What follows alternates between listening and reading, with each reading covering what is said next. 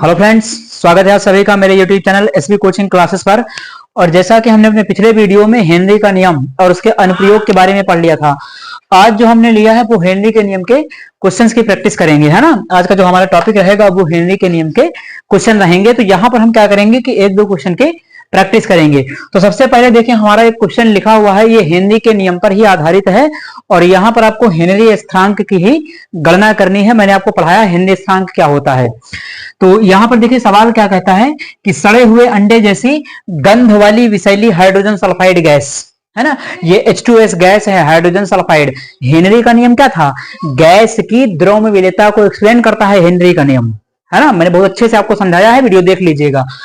तो गुणात्मक विश्लेषण में उपयोग की जाती है हाइड्रोजन सल्फाइड गैस की जल में विलेयता 0.195 मोलर हो तो हेनरी स्थिरांक की गणना कीजिए। देखिए यहां पर दिया गया है कि 0.195 मोलर, है ना।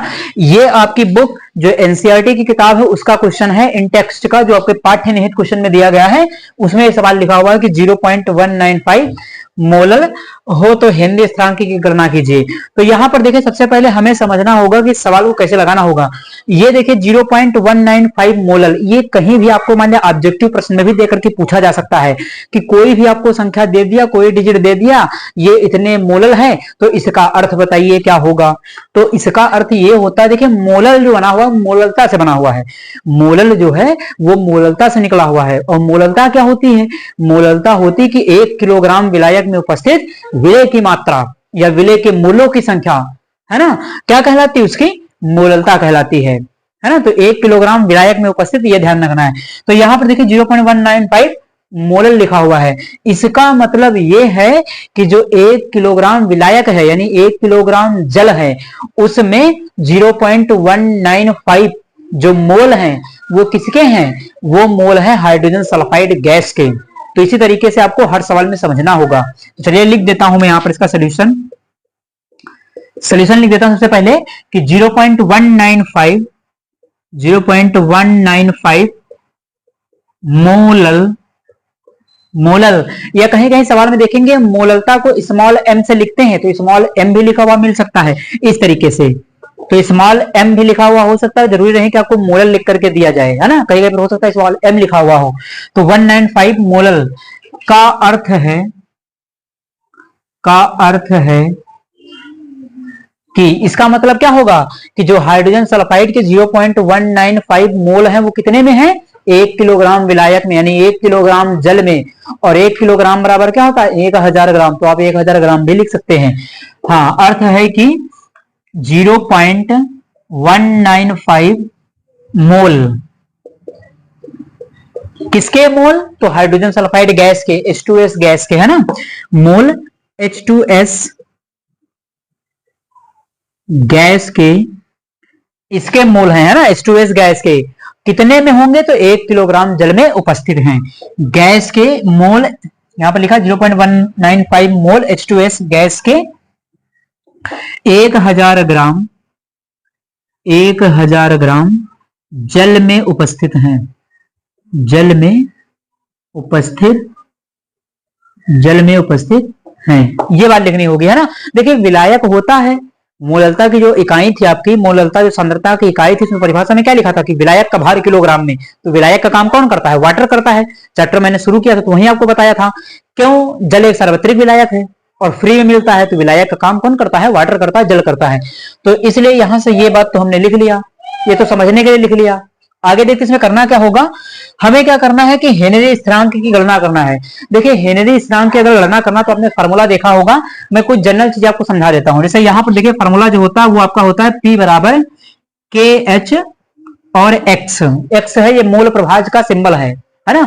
और किसका मोल प्रभाज आपको निकालना है? तो H2S गैस का, है ना। अब देखिए अगर आपको H2S गैस का मोल प्रभाज अगर निकालना है, यहां से देखिए ये फार्मूला लगेगा, फार्मूला तो यही लगेगा।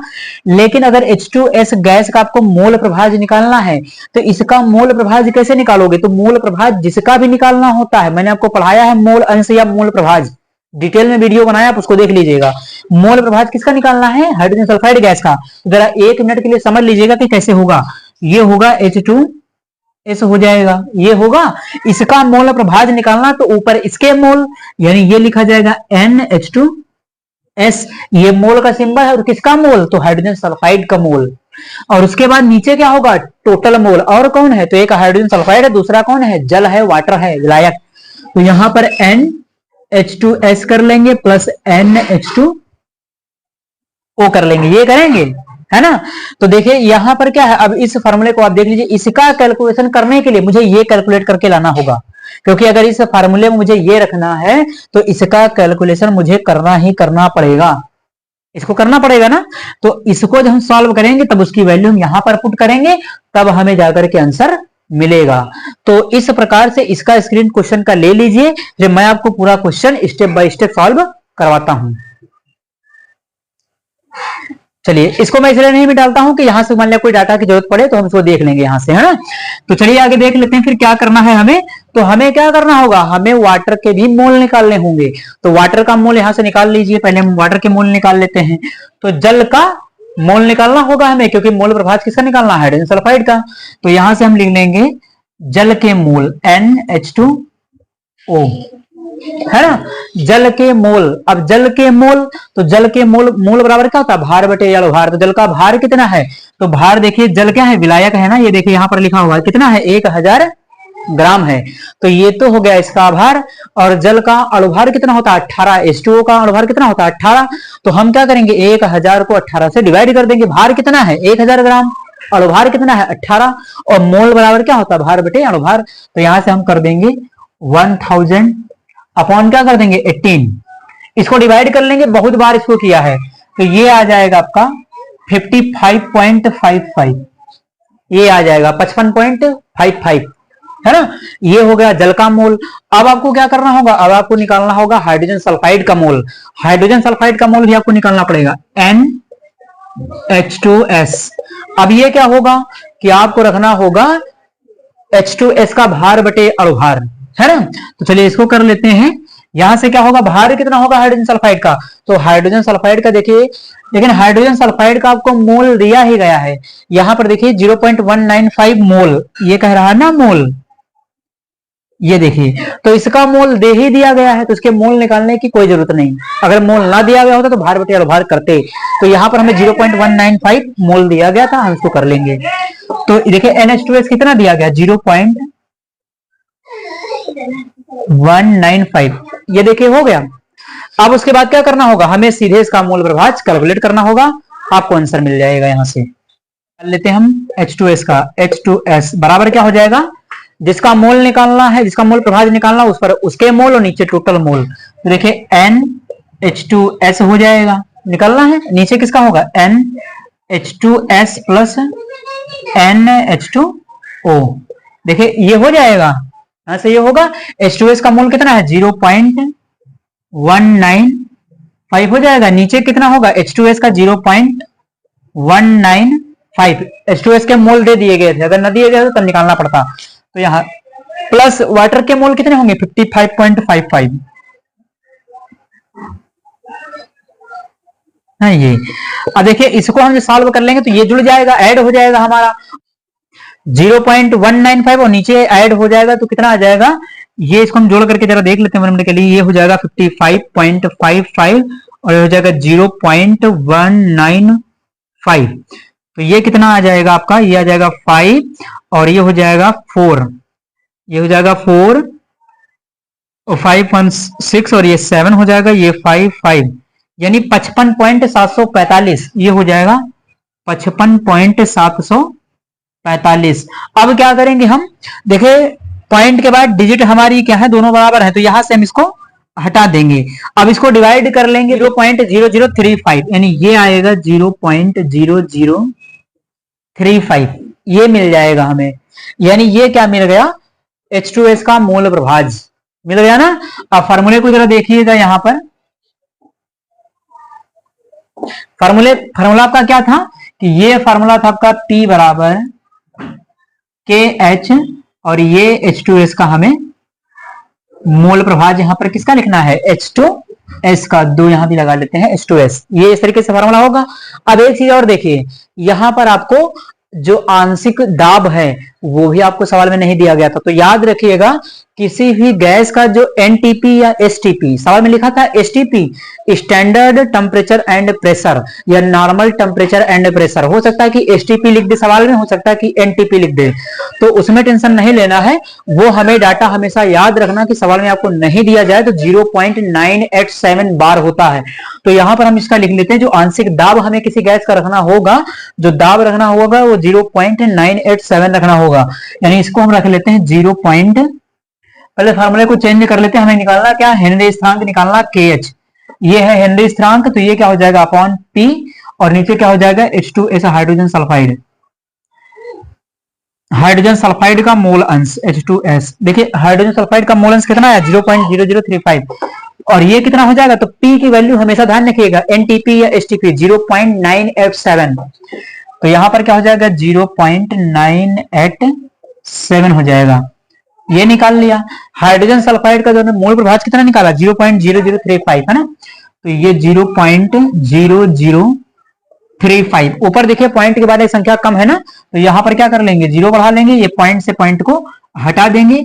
अब इसको सीधे सीधे क्या करेंगे हम डिवाइड कर लेंगे, तो बार, यानी ये हो गया, लिख लेंगे हम बार, इसकी जो यूनिट है वो ये हो जाएगा हमारा आंसर। टी को बस ध्यान रखिएगा यहाँ पर कि सवाल में आपको दिया जाए या ना दिया जाए, किसी भी गैस का जो एसटीपी या एनटीपी पर जो दाब होता है वो 0.987 होता है, ये आपको ध्यान रखना होगा। तो इस क्वेश्चन को मैंने आपको सॉल्व करवा दिया, इसका स्क्रीनशॉट ले लीजिए, फिर मैं आपको लास्ट क्वेश्चन उसको भी सॉल्व करवा देता हूं। तो चलिए देखते हैं क्वेश्चन नंबर 2 को। क्वेश्चन नंबर 2 हमारा क्या है कि 298 केल्विन पर मेथेन की बेंजीन पर जो मोललता का हेनरी स्थिरांक है वो कितना 4.27 into 10 to the power 5 mmHg, millimetre mercury pascal, है ना, ये सब क्या होते हैं एटीएम, ये दाब के मात्रक होते हैं। mmHg है, इसी ताप पर 760 mmHg दाब पर मेथेन की बेंजीन में विलेयता ज्ञात कीजिए या विलेयता परिकलित कीजिए।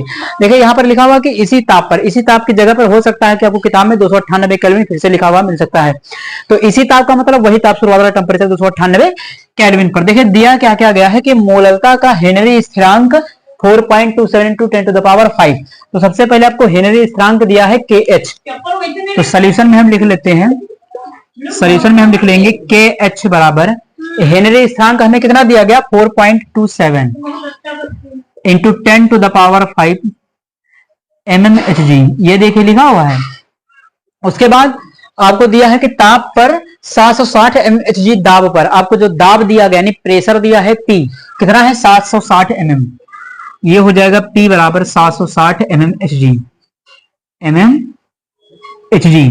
ज्ञात क्या करना है आपको, दाब पर मेथेन की बेंजीन में विलेयता, यानी मेथेन को बेंजीन के अंदर मिला दिया गया है, घोल दिया गया है। तो यही तो आपसे कह रहा था कि किसी गैस की जो है विलेयता आपको द्रव में ज्ञात करनी होती थी हेनरी के नियम से, तो वहीं पर आपसे पूछा है कि मेथेन की बेंजीन में विलेयता ज्ञात कीजिए, और जो विलेयता होती है वो मोल प्रभाज जो होता है वो विलेयता को ही तो एक्सप्लेन करता है। तो यहां से हमें क्या करना होगा, जो आपकी विलेयता यानी जो मोल प्रभाज है किसका, मेथेन गैस का, वही कैलकुलेट करना होगा। तो हम यहां पर लिख लेंगे, ये हो गया मोल प्रभाज और किसका, मेथेन का, तो XCH4 लगा दिया। ये क्या करना है आपको फाइंड करना है इस प्रकार से। तो यहां पर देखिए फिर हम इसको इधर सॉल्व कर देते हैं इस साइड में। यहां पर फॉर्मूला क्या है आपका कि T बराबर KH, और ये हो जाएगा X, मोल प्रभाज किसका है मेथेन गैस का, तो CH4 लिख लिया यहां पर। या हो सकता है कि केवल आप मेथेन ना लिखें, केवल मोल प्रभाज लिख लीजिए X, तो उससे भी काम चल जाएगा। मैंने यहाँ पर आपकी जानकारी के लिए CH4 लगा दिया है, वरना नहीं रखेंगे सीधे ऐसे कैलकुलेट करेंगे तब भी आंसर आएगा, कोई दिक्कत नहीं। तो यहाँ पर क्या होगा, हमें यही कैलकुलेट करना है, तो इसको फार्मूले को 75 कर लेते हैं। ये कैलकुलेट करना है, ये क्या हो जाएगा इसके अपॉन में आ जाएगा, यानी ये बन जाएगा CH4 बराबर P के नीचे क्या हो जाएगा KH, यानी P हो जाएगा और नीचे क्या आ जाएगा आपका KH। देखिए सारी वैल्यू यहां से पता है, KH कितना है 4.27 10 to the power 5 mmHg, P कितना है 760 mmHg। तो यहां से हम कर लेंगे XCH4, है ना, ये X के जैसा बनता है, जीटा है मोल प्रभाज का सिंबल, P कितना है 760, तो ये 760 हो गया आपका। उसके बाद KH कितना है, तो KH आपको दिया गया 4.27, ये हो जाएगा 4.27 इंटू 10 टू द पावर 5, है ना। अब दोनों देखिए MMHG में आपके दिए गए दोनों, तो MMHG यहां हो जाएगा, MMHG आपका नीचे हो जाएगा, तो ये दोनों तो कैंसिल आउट हो जाएंगे, MMHG का काम खत्म हो जाएगा। ये क्या करेंगे यहां से, तो यहां से हम इसको पॉइंट हटा करके 0 बढ़ा सकते हैं ऊपर। देखिए सॉल्व कर लेते हैं, XCH4, है ना। ऊपर क्या करेंगे, यहां देखिए पॉइंट हटाएंगे, ऊपर 2 0 बढ़ जाएंगे, तो यानी कि ये 7 6 0, और यहां से पॉइंट हटाया तो ऊपर 2 0 बढ़ जाएंगे, 1 2 0 बढ़ा लिया, नीचे क्या कर लिया 427, और नीचे हो गया 10 की पावर 5 हो गया ना। अब ऊपर देखिए क्या कर सकते हैं, ऊपर हम 1 0 को रोक लेंगे, यहां पर इसको बना देंगे 10 की पावर 2, यानी ये हो जाएगा XCH4, ये कितना हो जाएगा 760 इंटू 10 टू द पावर 2 बन जाएगा ऊपर, और नीचे हो जाएगा 427, और नीचे हो जाएगा ये आपका 10 की पावर 5। अब ये 5 ऊपर चला जाएगा तो माइनस का हो जाएगा, और माइनस से 2 घटा देंगे तो माइनस का 3 बच जाएगा, और इसको इससे डिवाइड 760 हमारा है, इसको डिवाइड कर लेंगे 427 से, और 10 की पावर 5 हो गया, 10 की पावर 5 से 10 की पावर 2 ये कैंसिल हो जाएगा, तो कितना हो जाएगा 10 की पावर -3, ये यहां से बच गया। इसको डिवाइड करके देख लीजिए, 427 को हम भाग कर लेते हैं एक बार जरा, 427 हो गया, 760 हो गया, तो 4 × 4 हो जाएगा 427, 10 से 3 हो गया, और यहाँ हो जाएगा 5 से 2 3, और इधर कुछ बचेगा नहीं, यहाँ पॉइंट लगा लेंगे तो ये हो जाएगा 0, अभी भी भाग होगा नहीं, ये फिर 0 लगा लेंगे तो हो जाएगा 4 7 28, ये 1.78 आ जाएगा, है ना। यहां से आ जाएगा 1.78 इंटू 10 टू द पावर -3, आपका टोटल ये आंसर आपको मिल जाएगा। तो इस प्रकार से इस क्वेश्चन को भी हमने आपको सॉल्व करवा दिया है, इसका स्क्रीनशॉट ले लीजिए, फिर मिलेंगे हम अगले वीडियो में। Thanks for watching this video.